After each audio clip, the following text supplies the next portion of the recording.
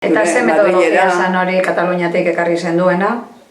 Kataluniatik batez bere zentzumenan bitartez, oinarritu, txikarretarik, zelan bideratu zure aktitudiak, zure jakituria, eta dana oinarritzen zen nolan. Jakin dakizun eta bizi dozun esperientzietatik, jakin ez dakizun esperientzietara edo teorira joatea.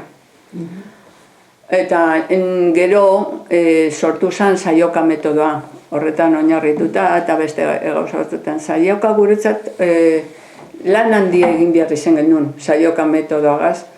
Ze, klaro, zu prestatu behar zara eta gero prestatu behar dozu material asko, egunian egon behar zara gauza askotan, eta dana emoten genuen metodo horren bitartez. Eta da, hori, zu jakin dakizun esperientzietatik edo dakizuzen gauzen ganetik, adibidez, arrainen gaia sartzen zen, orduan, ume bakotxak esaten zuen zer, ekarri zuk gure dozun guztie, etxetik, arrantzaren gainean, itxasoren gainean, bueno, haizetan zen, zuk pentsetan duzun, baina gauze askoz gehiago etorten ziren gelara.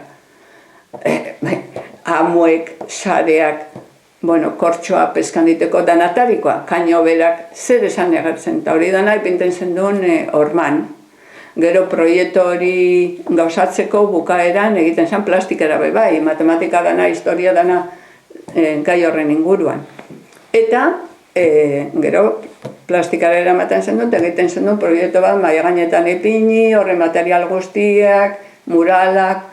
Gaur egun erabiltzen den txokoetan eta erabiltzen den metodologia eta purbet liburuak eta purbet aztertute itzita, ez da? Hori, baina liburua teoria asko, liburu horretan. Nik uste dut gauza biak egin behar direla.